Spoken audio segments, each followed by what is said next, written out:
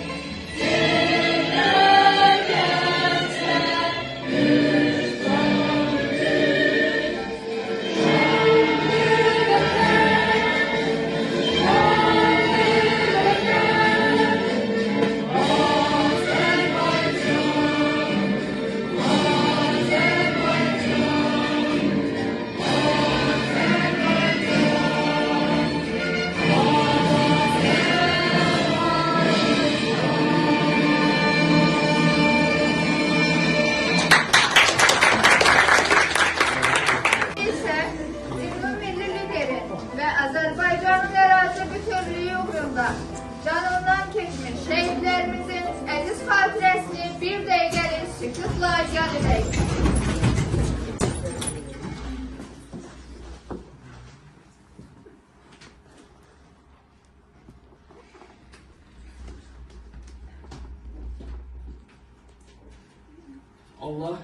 Allah rəhmət etsin.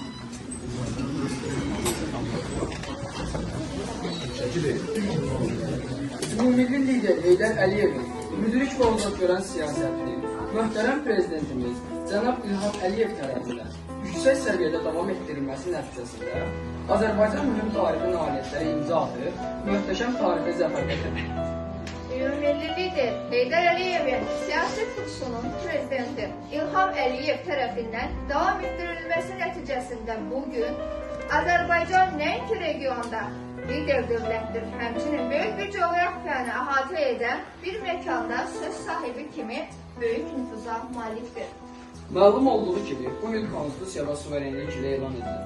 Ümumilli lider Heydər Əliyev müstəqil Azərbaycan konstitusiyasına müəllifdir. O konstitusiyanın ki, bu an suveren Azərbaycanla tam müstəqildir. Məhz konstitusiyamızın banisi Ulu Öndər Heydər Əliyev ölkəmizi azad, suveren görmək istərdi. Bu anın davamçıları, başda prezidentimiz İlham Əliyev bu gün onun ideallarını şərəflə həyata keçirir.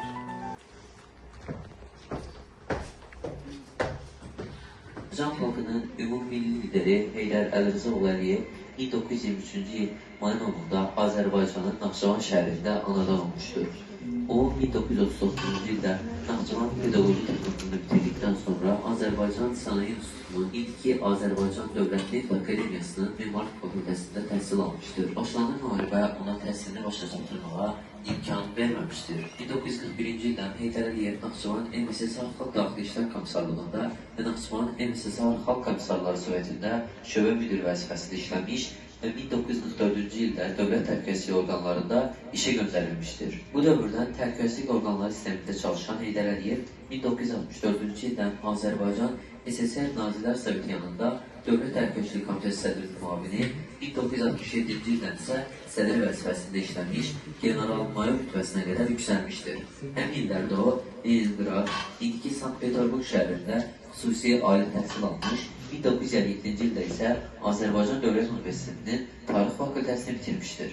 Azərbaycan Kommunist Partiyası Mərkəzi Komitəsinin 1969-cu il iyul plenumunda Heydər Əliyev Azərbaycan Kommunist Partiyası Mərkəzi Komitəsinin birinci katib seçilərək Respublikanın rəhbəri olmuşdur. 1982-ci il dekabrında Sovet İttifaqı Kommunist Partiyası Mərkəzi Komitəsi Siyasi Bürosunun üzvü seçilən Heydər Əliyev SSR Nazirlər Soveti sədrinin birinci müavini vəzifəsinə təyin edilmiş və SSR-nin rəhbərlərindən biri olmuşdur. Heydər Əliyev 20 il ərzində SSR Ali Sovetinin deputatı, 5 il isə SSR Ali Sovet sədrinin müavini olmuşdur. Heydər Əliyev 1987-ci ilin oktyabrında Sovet İttifaqı Kommunist Partiyası Mərkəzi Komitəsi Siyasi Bürosunun və şəxsən baş katib Mikhail Qarbaçovun yeritdiyi siyasi xəttə etiraz əlaməti olaraq tutduğu vəzifələrdən istefa vermişdir. Heydər Əliyev 1990-cı il yanvar 1-sində Sovet qoşunlarının Bakıda törətdiyi qanlı faciə ilə əlaqədar ertəsi gün Azərbaycanın Moskvadakı nümayəndəliyinə bəyanətlə çıxış edərək Azərbaycan xalqına qarşı törədilmiş cinayətin təşkilatçıları və icraçılarının cəzalandırılmasını tələb etmişdir. O, Dağlıq Qarabağda yaranmış kəskin münaqişəli vəziyyətlə bağlı SSR rəhbərliyinin ikiyüzlü siyasətinə etiraz əlaməti olaraq 1991-ci il iyulunda Sovet İttifaqı Kommunist Partiyasının sıralarını tərk etmişdir. 1990-cı il iyulunda Azərbaycana qayıdan Heydər Əliyev ilk əvvəl Bakıda, sonra isə Naxçıvanda yaşamış, həmin ildə də Azərbaycan Ali Sovetinə deputat seçilmişdir. O, 1991-ci il və 1993-cü illərdə Naxçıvan Muxtar Respublikası Ali Məclisinin sədri, Azərbaycan Respublikası Oli Soveti sədrinin müavini olmuşdur. Heydər Əliyev 1992-ci ildə Yeni Azərbaycan Partiyasının Naxçıvan şəhərində keçirilmiş təhsis qurultayında partiyanın sədri seçilmişdir. 1993-cü ilin mayında hökumət böhranının son dərəcə kəskinləşməsi ilə ölkədə vətəndaş müharibəsinin baş verməsi və müstəqilliyinin itirilməsi təhlükəsi yarandıqda Azərbaycan xalqı Heydər Əliyevin hakimiyyətə gətirilməsi tələbi ilə ayağa qalxdı. 1993-cü ilin oktyabrın 3-də Ümumxalq səs verməsi nəticəsində Heydər Əliyev Azərbaycan Respublikasının prezidenti seçildi. 1993-cü il oktyabrın 3-də Ümumxalq səs verməsi nəticəsində Heydər Əliyev Azərbaycan Respublikasının prezidenti seçildi. Heydər Əliyevin təşəbbüsü ilə onun qətiyyəti, əzmkarlığı və uzaqgörənliyi nəticəsində 1994-cü il may ayının 12-sində Ermənistanla atəşkəs haqqında razılaşma əldə olundu. 5 ildən artıq davam edən hərbi əməliyyatlar dayandırıldı. Münaqişənin sülh yolu ilə aradan qaldırılması üçün ilkin şərait yarandı. 2003-cü il oktyabrın 15-də keçirilən prezident seçkilərində namizədliyinin irəli sürülməsinə razılıq vermiş Heydər Əliyev səhvində yaranmış problemlərlə əlaqədar seçkilərdə iştirak etməkdən imtina etdi. 2003-cü il dekabrın 12-sində Azərbaycanın ümumilli lideri Heydər Əliyev Amerika Birləşmiş Ştatlarının Cleveland klinikasında vəfat etmişdir.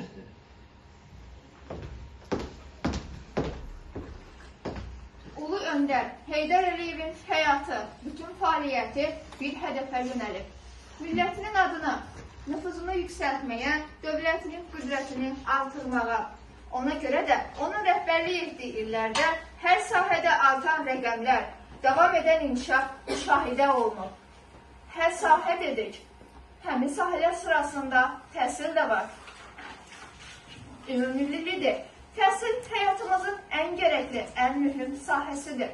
O milli məqsədlər, milli mənafelər əsasında qurulmalıdır deyirdi. Bu məqsədlərə xidmət edən təhsil islahatları bilavasitə ümumilli liderin Heydər Əliyevin təşəbbüsü ilə həyata keçirilməyə başladı. 1969-cu il noyabrın 1-də Bakı Dövlət Universitetinin 50 illik yubileyində ana dilində geniş nitqlər çıxış etdi. 1978-ci ildə Azərbaycan SSR-in yeni konstitusiyasına Azərbaycan dilinin dövlət dili kimi daxil edilməsi ilə nəticələndi. Bu da milli mənlik şüurunun Azərbaycancılıq məhsullarının təşəkkülünə güclü təkan verdi. Yeni qərar öz növbəsində milli oyanış, son kökdə yeni baxış və təhsil ocaqlarının milli ədəbiyyatımızın, ana dilimizin, tariximizin və mədəniyyətimizin tədqiqini öyrənilməsini gücləndirdi. Ulu Öndər Heydər Əliyevin həyatı, bütün fəaliyyəti bir hədəfə yönəlib. Millətinin adını, nüfuzunu yüksəltməyə, dövlətinin qüdrətini artırmağa. Ona görə də onun rəhbərlik etdiyi illərdə hər sahədə artan rəqəmlər, davam edən inkişaf müşahidə olunur. Hər sahə dedik, həmin sahələr sırasında təhsil də var. Ümummillidir. Təhsil həyatımızın ən gərəkli, ən mühüm sahəsidir. O milli məqsədlər, milli mənafelər əsasında qurulmalıdır deyildi.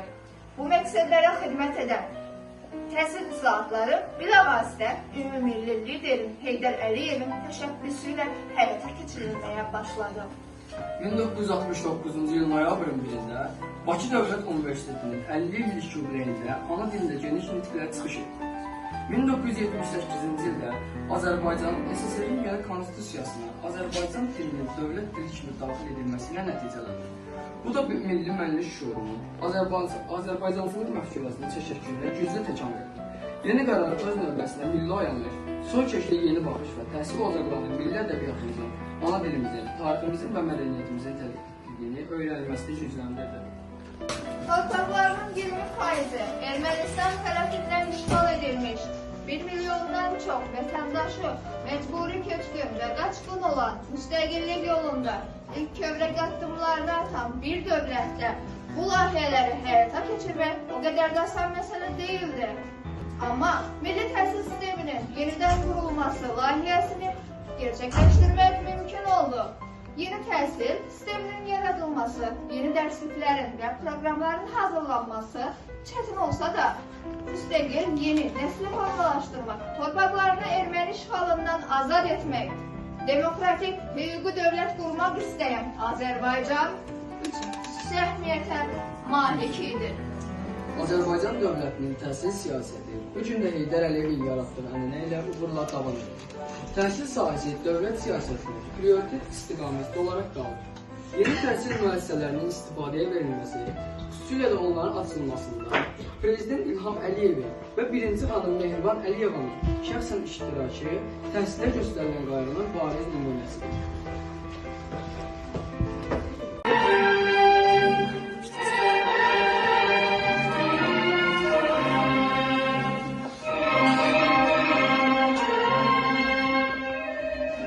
Bugün mənim ürəyim Azərbaycan boydadır.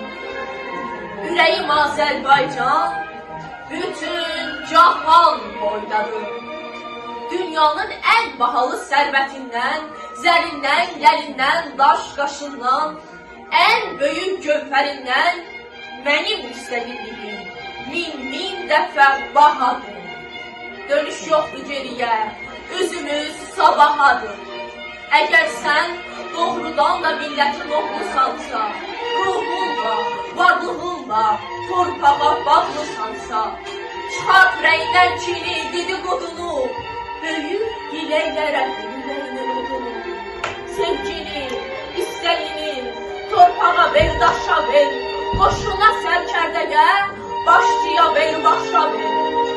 Bu millətin başında başçı da var, baş da var, vətənə sadiq olan əsil vətəndaş da var. Kim ki bu xalqın önündə getməyi bacarırsa, tilsimləri sındırır, tufanları yarırsa, ən qorxulu nöqtəyə kişi kimi gedirsə, ən ağrılı yerlərə igid kimi varırsa, kişi odur, mərd odur, onun tərəfindədir. Kim topları susturur, anlıyla, əsərilə, kim qanı dayandırır, sözünün kəsərilə, kim xalqa dərədən yox, zirvələrdən baxırsa, yağların başında şimşək kimi çaxırsa, dünyanın hər yerinə Azərbaycan xalqının qanadını açırsa, onu görən düşmənin rəngi ruhu qaçırsa, haqlı odur, haqq odur, haqqın tərəfindədir. Ey mənim müdrik xalqım, Ey qəhrəman millətim, ey yeraltı xəzinəm, ey yerüstü sərvətim. Daş daşa söykənəndə kevrilib divar olur. Dağ dağa söykənəndə zaman zaman var olur. El-elə güvənəndə yurdu basılmaz olur. El-elə güvənəndə güllər açır, yaz olur. Güllən torpağım mənim, teylən bayrağım mənim, oxur dodağım mənim, alış, alış ocağım mənim. İstiqlal havasını, xoşbəxtlik nəğməsini, ürəkdə yanan işıq, damarda qan oxusun. Azərbaycan oxusun, bütün cahan oxusun.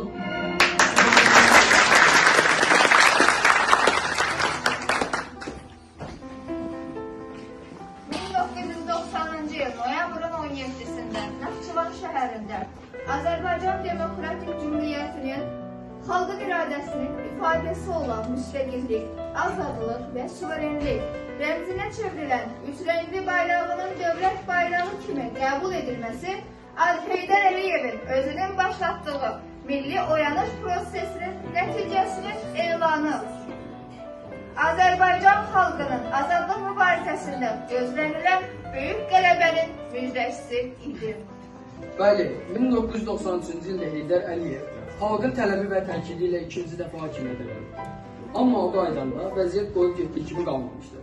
Təhsil sistemi tənəzzülə uğramış, tədris prosesi pozulmuş, aspiranturaya, doktoranturaya qəbul prosesi demək olar ki, dayandırılmışdır. Nəinki təhsil, Azərbaycan elmidə xeyli zərər görmüşdür. O dövrdə baş verənlərə münasibət bildirərkən Heydər Əliyev deyil. Doğrudur, müstəqillik əldə olunan zaman və onun ilk illərdə Azərbaycan təhsilində çox bərbad vəziyyət var idi. Bu bərbad vəziyyətdə 1988-1989-cu illərdə Azərbaycanda yaranmış çox mənfi ictimai siyasi, gərgin daxili siyasətin nəticəsidir. Bütün bunlar hamısı Azərbaycanın məktəblərində, təhsil sistemlərində çox mənfi təsirini göstərmişdir.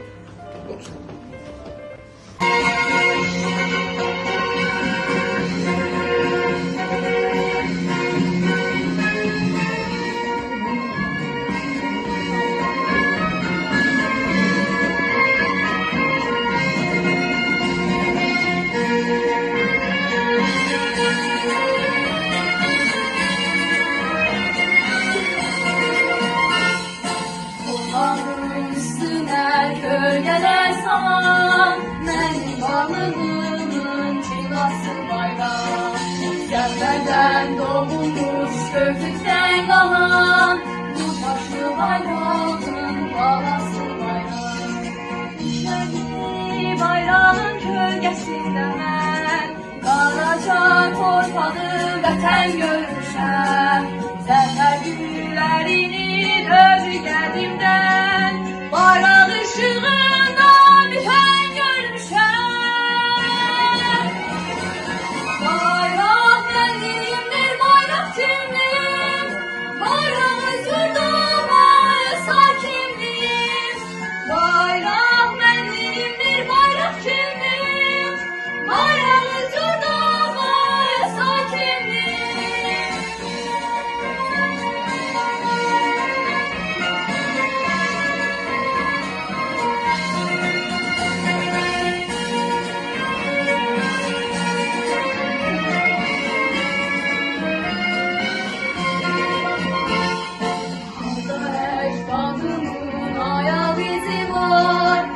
Zəfər bayrağım orada dikəsin, keçdiyi yerlərdən dağlar yamaçlar, onun huzuruna salama gəlsin. Tarixdən gəldimdi zamandan qoca, mənim bayrağıma sancılan hilal, aləmə nur saçdı tarix boyunca, məbədər başıma tacılan hilal. Bayraq mənimdir, bayraq kimliyim, bayraq özürdüm, sakimliyim. Bayraq mənimdir, bayraq kimliyim,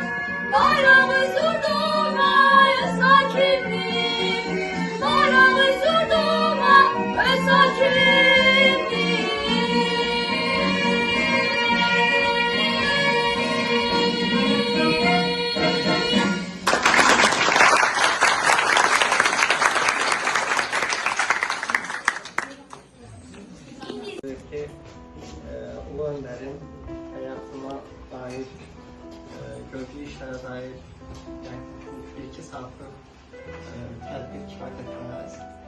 Amma eyni zamanda hamımız razıyıq ki, bu bir-iki saatlıq tədbirdə bizim dəyərli təşkilatçılarımızın sığışdıra biləcəyi hər şeyi yerli yerində sığışdırırlar. Bu da təşkilatçılara təşəkkür edirəm.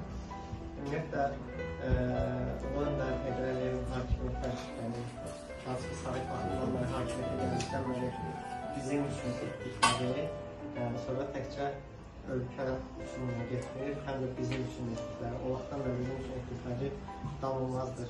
Hansı ki, ölkənin iqtisadiyyatına, ölkənin təhsilinin inkişafına, ölkənin sosial-mədəni inkişafı üçün etdiklərində bunlar sayılacaqlar sayılacaq şeylər deyil. Mən yenidən sağlamlıq məsələlərini və digərlərini çox narik getmək istəyirəm, amma bir neçə məsələ xüsusi nüans var ki, o da məsələn, ölkənin konstitusiyasının qəbul olması Sovet vaxtında 1978-ci ildə və həmin konstitusiyada Azərbaycan dilinin dövlət dili olaraq, rəsmi olaraq təsbit edilməsi özlüyündə bizim milli kimliyimizin formalaşmasına uzaq görən bir siyasət olaraq öz dalğasını vurur. Sonra eyni prosesin davamı olaraq da bizim Azərbaycan müstəqillikdən sonra Azərbaycan dilinin dövlət dili olaraq Azərbaycan dili adına təsbit olunması və bunun təsdiqlənməsi bizim dövlət dili günümüzün təsbit olunması məsələsində xüsusilə qeyd olunmalı məqamlardan biridir. Hansı ki, bizim milli kimliyimizin formalaşmasına gətirib çıxarıb. Və biz bunun da nəticəsini, yəni ki, ən yuxarı səviyyədə 2020-ci ildə dövlət, millət, ordu olaraq bir dəmir yumruq adlı birləşməsi gördük biz həmin şeyləri. Bunları həmin illərdə danışmaq bəlkə də xəyal idi. Hətta mən xatırlayıram, bir çox siyasi müzakirələrdə falan baxırdıq, yəni Avropada, orada-burada müzakirələrdə hər zaman bizim rəsmi təmsilçilərimizə bir şəkildə sətiraltı olaraq deyirik ki, yəni Qarabağa artıq bu təbliğ olunurdu, amma reallıq tamamilə başqa oldu. Bizim Ulu Öndərimizin və Ulu Öndərin layiqli davranışları prezidentin uğurlu siyasəti nəticəsində. Və tələbələrimizdə də yəni haqqında bayaqlar qeyd edildiyi məqamı yerləmək istəyirəm ki, təkcə burada dinlədiklərimiz, yox burada dinləmədiyimiz, burada eşitmədiyimiz, bilmədiyimiz o qədər məqamlar var ki, Ulu Öndərin bizim üçün, bu ölkə üçün, bu vətəndaşlar üçün etdiyi elə incə, amma çox önəmli məqamlar var ki, bunları araşdırmaq lazımdır və bu irsi qorumaq lazımdır, yoldaşlar. Bu cür ən azı bu cür tədbirlərlə və daha yaxşılarını etməklə biz daima Ulu Öndərin bizim üçün etdiklərini daim xatırlayıb, daim yaşatmalıyıq. Bir daha təşkilatçılara ürəkdən təşəkkür edirəm və bizim Ulu Öndərin 102-ci